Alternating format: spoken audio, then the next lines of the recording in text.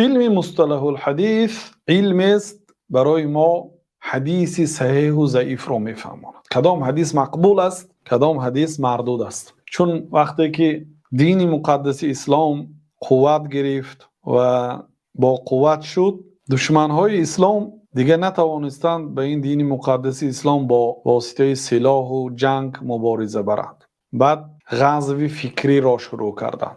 جنگی به طریق فکر و عقیده چخل کنیم که دین مقدس اسلام را از بین بریم. در زمان پیامبر صلی الله علیه وسلم هر راهی که توانستند استفاده کردند. قتل جناب رسول الله صلی الله علیه وسلم به لایحه در آوردند. لایحه محو اسلام، لایحه نیست و نابود کردن اسلام نشد. بعد از آن پیشنهاد کردند اگر زن میخواسته باشی خوشروترین زنهای عرب را به تو انتخاب کرده میدیم، مال خواسته باشی تمامی مال عرب را جمع کرده به تو میگذاریم، منصب خواهی اگر سردار مکه میکنیم، هر چی میخواهی اجرا میکنیم، فقط به این راه مردم را دعوت نکن، مردم را گمراه نکن.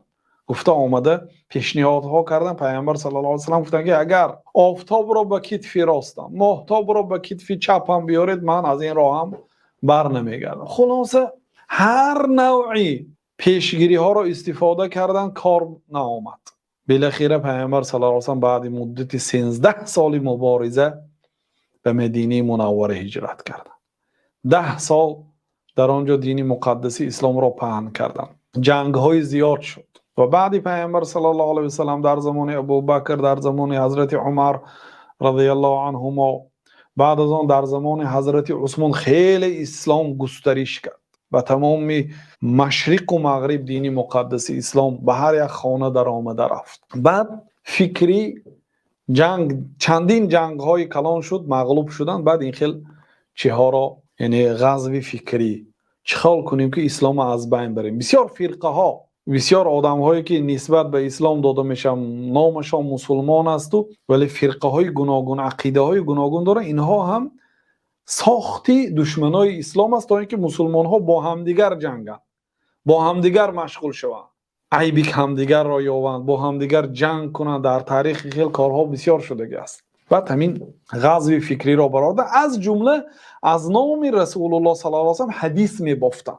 حدیث های دروغ در کتاب ها، مثلا یک یهودی میگرفتند همچون مسلمان طالب علم تربیه میکردن، او به وایه میرسید، صاحب علم، صاحب سله و ریش، صاحب وظیفه، آهسته آهسته مردم را آن چیزی که در دین مقدس اسلام نیست به مردم میگفت، مردم گمراه میکرد. چون که مردم به پیشوا ایمان دارند، قبول دارند، مادامی که علم دارند. خیلی لایه های زیاد داشتند.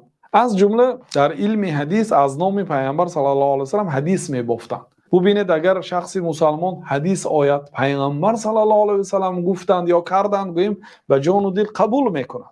بنابراین از نام پیامبر صلی الله علیه و سلم حدیث های دروغ میبافتند و علما برای حمایه دین مقدس اسلام علم مصطلح الحدیث را اختراع کردند و عاید این علم نوشتن. خلاصه علم مصطلح الحدیث، به واسطه علم مصطلح الحدیث ما حدیث مقبول را از حدیث مردود جدا میکنیم. آن حدیثایی که به پیامبر صلی الله علیه و سلم نسبت داده شده است، پیامبر صلی الله علیه و سلم گفتند میگویند ولی پیامبر صلی الله علیه و سلم نگفتند، این در کتاب ها موجود است. برای این علم مصطلح الحدیث لازم است.